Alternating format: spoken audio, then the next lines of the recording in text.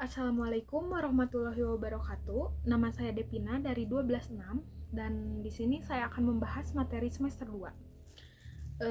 Akan membahas tentang menghindari akhlak majmumah dan membiasakan akhlak mahmudah. Temperamental atau godob berarti sifat seseorang yang mudah marah karena tidak senang dengan perlakuan atau perbuatan orang lain. Penyebab kemarahan terdiri dari dua faktor, yaitu faktor fisik seperti kelelahan dan faktor psikis seperti perdebatan. Ada 3 tingkatan sifat temperamental atau godob, yaitu golongan marah berlebihan, ifrat, golongan yang tidak memiliki sifat marah, tafrit, dan golongan yang mampu berlaku adil dan proporsional, i'tidal. Kontrol diri atau mujahadah an-nafs terdiri dari dua kata, yaitu mujahadah artinya bersungguh-sungguh dan an-nafs artinya jiwa nafsu atau diri. Mujahadah an-nafs adalah upaya sungguh-sungguh untuk mengendalikan diri atau menahan nafsu yang melanggar hukum-hukum Allah. Contoh perilaku sikap kontrol diri dalam kehidupan. Yang pertama, dalam keluarga, yaitu mengembangkan pola hidup sederhana, menghindari sifat tabzir dan israf.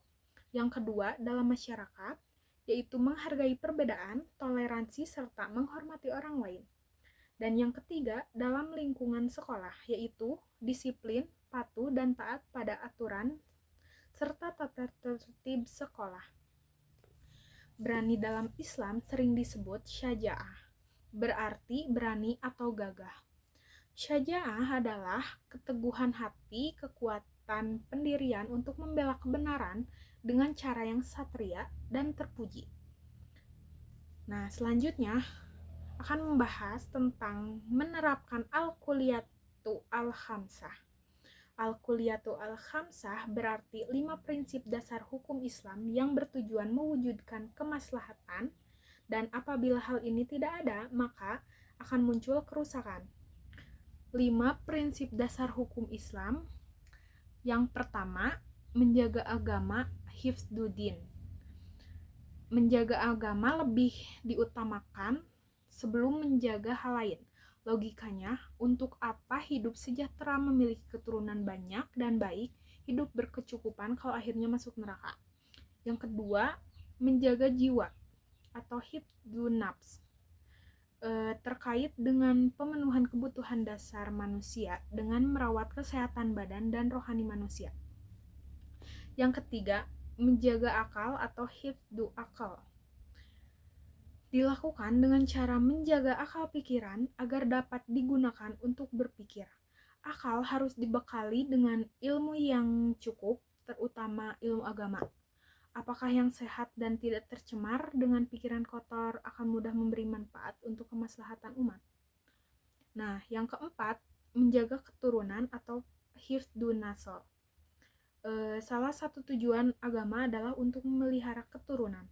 Dalam Islam juga dilarang perzinahan dan menganjurkan pernikahan dahulu. Yang kelima, menjaga harta atau hifdzu mal. Allah memerintah umatnya untuk bekerja mencari rezeki yang halal. Islam melarang ras monopoli, penimbunan, dan pemborosan. Adapun cara menjaga 5 prinsip dasar hukum Islam dan dapat dilakukan dengan 2 cara, yaitu min nahiyati al-wujud, yaitu memelihara dan menjaga sesuatu yang dapat dipertahankan keberadaannya, dan min nahiyati al-adam, yaitu mencegah sesuatu yang menyebabkan ketiadaannya. Kemudian akan membahas peran tokoh ulama dalam penyebaran Islam di Indonesia. Wali Songo merupakan sekumpulan tokoh penyebaran Islam pada perempat akhir abad ke-15 hingga paruh abad ke-16 yang merupakan tonggak terpenting dalam sejarah penyebaran Islam. Kata wali berasal dari bahasa Arab, suatu bentuk singkatan dari kata waliullah yang artinya adalah orang yang mencintai dan dicintai Allah, dan kata songo yang merupakan bahasa Jawa yang berarti 9. Nah, 9 itu diantaranya adalah yang pertama Sunan Gresik, tokoh yang pertama kali dipercaya sebagai penyebar agama Islam. Datang ke Gresik pada kurun waktu tahun 1404 Masehi. Ia asal keturunan wilayah Arab Maghrib dan ia disebut dengan julukan Syekh Maghribi. Ia wafat pada tahun 1419 Masehi. Yang kedua, Sunan Ampel. Ia lahir pada tahun 1401 Masehi, kemudian datang ke Pulau Jawa sekitar tahun 1443 Masehi dan meninggal pada tahun 1481 Masehi di Demak dan dimakamkan di Ampel. Sunan Ampel mengajarkan ajaran Mohlimo, ajaran untuk tidak melakukan 5 hal tercela.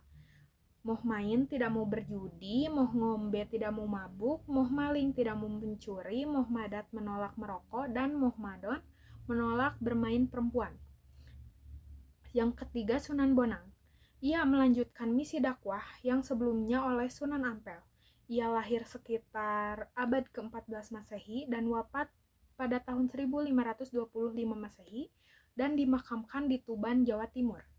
Ia diberi nama Sunan Bonang karena berdakwah menggunakan alat musik yaitu gamelan dan instrumen musiknya bonang. Yang keempat, Sunan Derajat.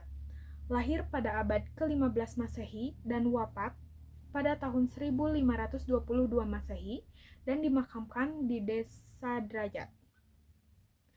Ajaran Sunan Derajat adalah catur piwulang, memberikan tongkat kepada orang yang buta, memberi makan kepada orang yang kelaparan, memberi pakaian kepada orang yang telanjang, memberikan payung kepada orang yang kehujanan. Yang kelima, Sunan Kudus. Lahir pada sekitar tahun 1500 Masehi, wafat tahun 1550 Masehi dan dimakamkan di Kudus. Metode dakwah Sunan Kudus adalah mengadopsi cara-cara yang telah dilakukan sebelumnya oleh Sunan Bonang. Yang keenam, Sunan Giri. Lahir di Blambang pada abad ke-15 Masehi, wafat pada tahun 1506 Masehi, dimakamkan di Dusun Giri. Sunan Giri mengembangkan dakwah Islam dengan memanfaatkan seni pertunjukan yang menarik. Nah, yang ketujuh, Sunan Kalijaga. Lahir pada sekitar 1450 Masehi dan wafat pada abad ke-16 Masehi. Sunan Kalijaga hidup lebih dari 100 tahun. Sunan Kalijaga membangun Masjid Agung Demak bersama beberapa wali yang lain. Yang ke-8, Sunan Muria. Lahir pada abad ke-15 Masehi dan wafat awal abad ke-16 Masehi, dimakamkan di Gunung Muria. Ia gemar berdakwah di desa terpencil, bahkan pelosok desa yang jauh dari pusat kota. Nah, yang ke-9, Sunan Gunung Jati. Lahir tahun 1450 Masehi. Ragam metode dakwah yang dilakukan oleh Sunan Gunung Jati yaitu metode Mu'idlah Hasanah, Al-Hikmah, Tadarruj, Ta'awan, Musyawarah, dan pembentukan kader dai. Sekian yang bisa saya sampaikan. Wassalamualaikum warahmatullahi wabarakatuh.